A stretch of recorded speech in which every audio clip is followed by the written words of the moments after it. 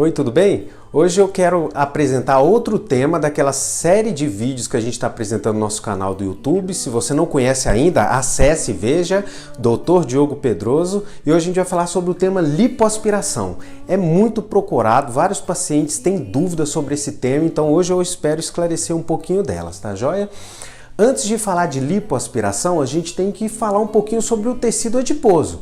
A gordura no nosso organismo, ela está organizada geralmente em lóbulos, em pequenos glóbulos, e eles são distribuídos numa camada mais superficial e outra mais profundo. Então essa anatomia da gordura é importante a gente conhecer para a gente saber qual tratamento a gente consegue atingir. Por exemplo, pessoas que fazem tratamentos estéticos em clínicas, é pouco provável que consiga atingir essa camada mais profunda de gordura. Você vai tentar tratar camadas mais superficiais. Só para você ter ideia, aqui tem um desenho que representa isso, a camada superficial e a camada profunda da gordura. É onde a gente procura tratar.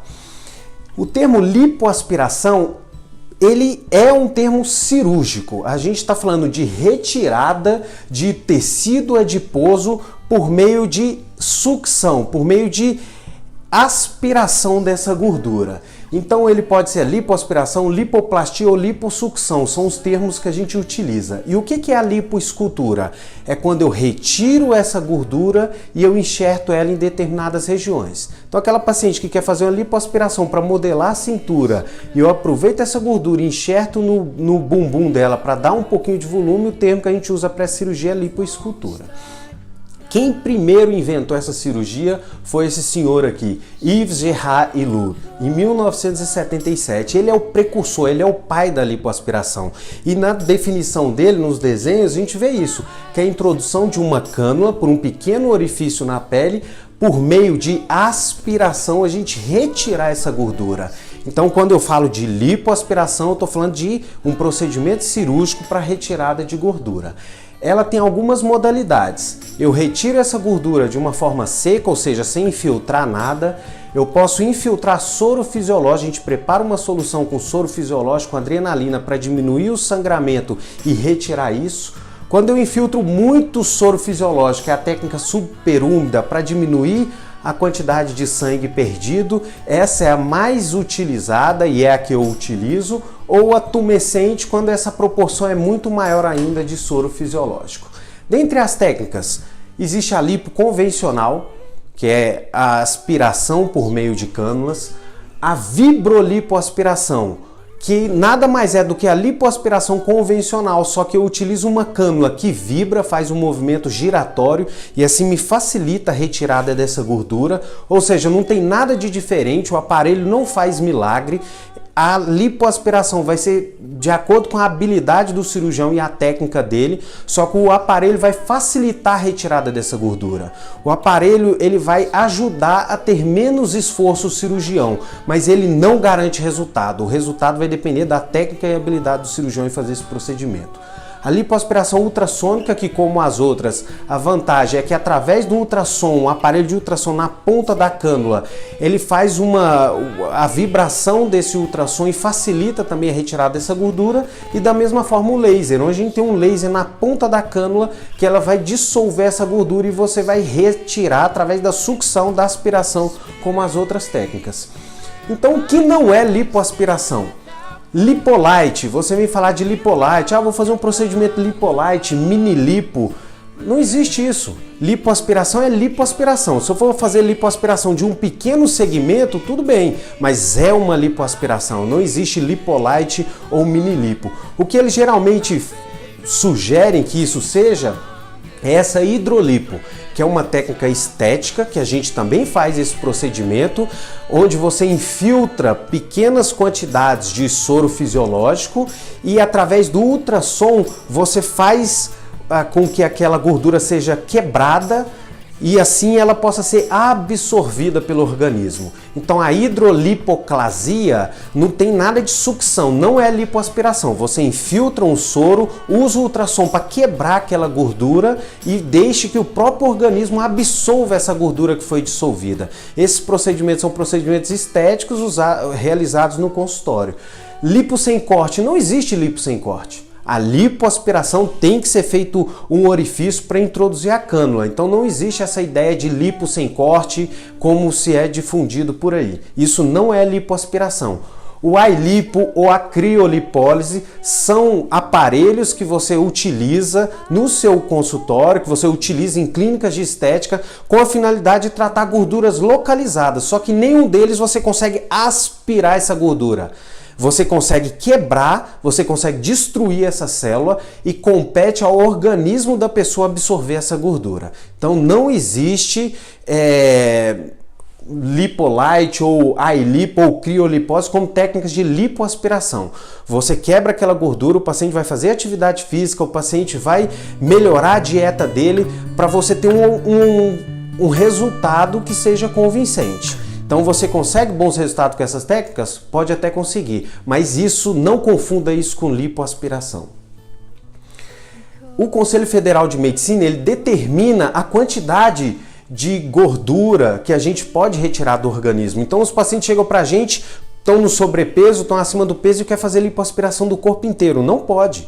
A gente tem um limite de gordura a ser retirado. Quando utiliza aquela técnica infiltrativa que eu falei para vocês, esse limite é 7% do peso corporal.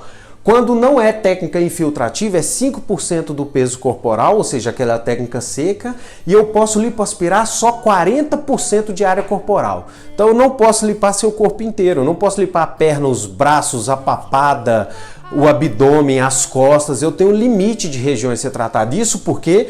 Porque, por medida de segurança, o Conselho Federal de Medicina, lá em 2003, ele já definiu o tratamento, ele tem que ser limitado, porque a cirurgia é um trauma cirúrgico.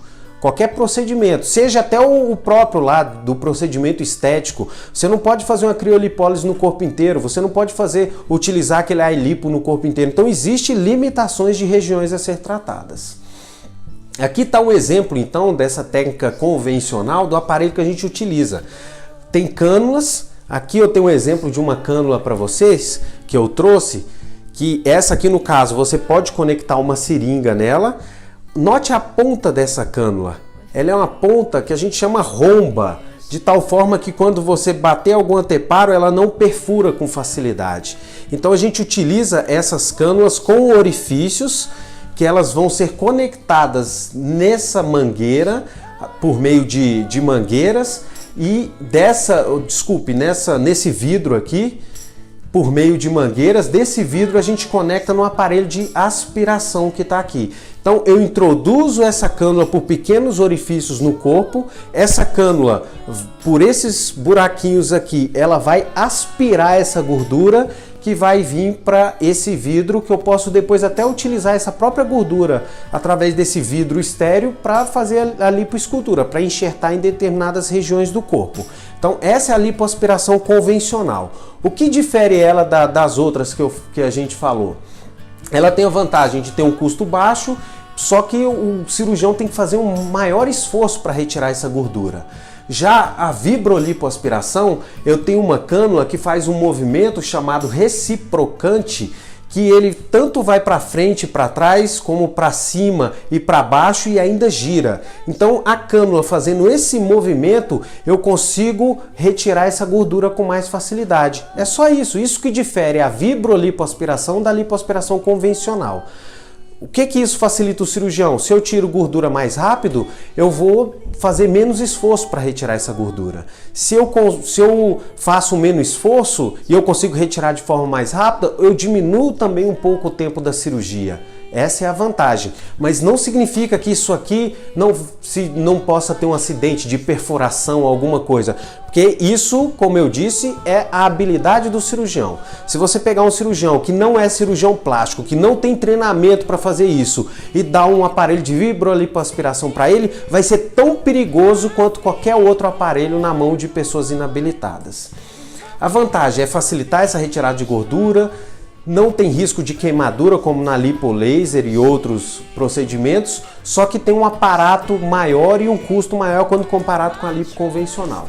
Outra é a lipoaspiração ultrassônica, que ele faz esse efeito de cavitação, ele fragmenta a célula através do ultrassom. Então tá vendo, é a mesma cânula que conecta numa mangueira, só que na ponta tem esse aparelho ultrassom que ele emite essas ondas e quebra a célula para facilitar essa retirada da gordura também.